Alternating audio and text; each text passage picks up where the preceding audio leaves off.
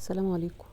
ناس كتير قوي بتحب الرز المعمر اللي هو الرز الفلاحي اللي بيبقى في الفرن وما بتعرفش تظبطه او ما بيطلعش حلو معاه. النهاردة هنعمل الرز المعمر بأسهل طريقة وأطعم رز هتعمليه. معانا كيلو رز، وهنقول المقادير برضو مظبوطة علشان ما تبقاش صعبة يعني في العمايل. انا عادة لما باجي بعمل اقل من كيلو، بعمل حوالي كيلو الا ربع ولا حاجة. النهاردة عملت كيلو علشان المقادير تبقى بالظبط، فمحدش يتعب في تنفيذها يعني. كيلو رز. الصينية اللي استخدمتها صينية ألمونيوم عادية جدا، عندك تيفال تمام، عندك أي صينية بتحبي تستخدميها تمام. طبعا بلاش الصاج علشان الرز هيلزق فيها وهيبقى مش حلو. الصينية مقاس 26.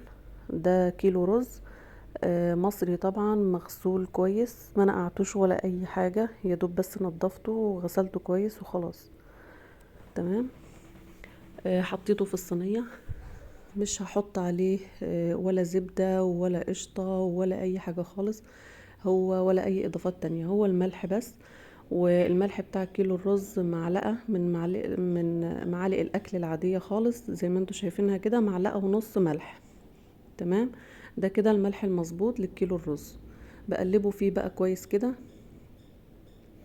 هقلب الملح في الرز كويس، وبعد كده هساوي الرز في الصينية علشان بس ايه، ما تبقاش حتت عالية وحتت واطية فيطلع معايا في التسوية مش مظبوط. سويت بس الرز في الصينية كده، ومعايا كيلو لبن. اللبن ده قليل الدسم، هو حوالي كيلو وربع، كيلو وربع لبن. اللبن ده قليل الدسم، اللي هو اللبن البقري، مش لبن جاموسي. الاصفر اللي على الوش ده، لان انا كنت سخنته شوية، سخنت اللبن شوية، ما غليتوش انا بس دفيته. تمام، فهو عمل الوش الخفيف قوي ده. ومعايا نص كوباية مية، يبقى كيلو الرز عليه كوباية وربع لبن ونص كوباية مية، بس كده. طبعا المية دافية واللبن دافي. عندك قشطة وعايزة تحطي حتت كده على الوش تمام، ما عندكش مفيش اي مشكلة. انا حطيت معلقة قشطة. تمام، يا دوب هي معلقة واحدة بس قشطة. اللي في الطبق الصغير دي معلقة، انا كنت بس باخد على طرف المعلقة كده واوزعها على اللبن. مجرد ما تحطيها على اللبن الدافي هتبدأ تسيح وتفرد على الوش كده، بس كده. كده تمام، كده خلاص اللبن خلص، وسهل جدا وطريقة تحفة، واي حد ممكن يعملها وتظبط معاه. نيجي بقى للتسوية.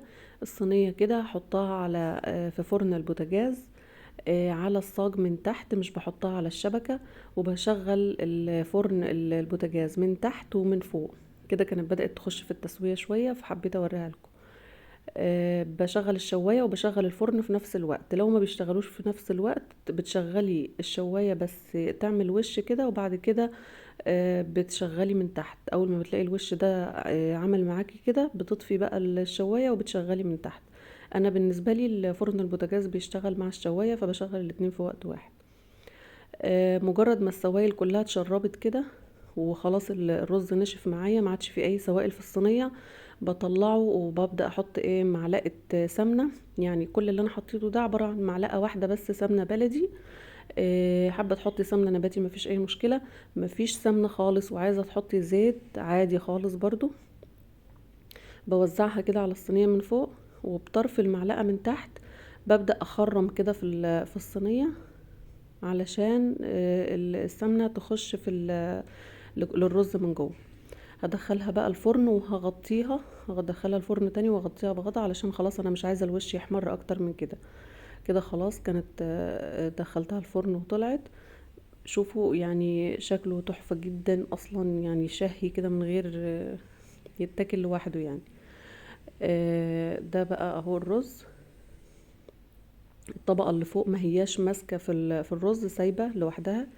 الرز مستوي ومفرفر ومفلفل كده جميل، ما هواش معجن ولا اي حاجة، وده دليل على ان اللبن والمية بتاعه مظبوط. تحفة جدا. لو جربتوا الطريقة دي مش هتبطلوا تعملوه آه، بعد كده. بس كده كان خلاص شكله تحفة. بألف هنا، ما تنسوش تعملوا لايك وتشتركوا في القناة. باي باي.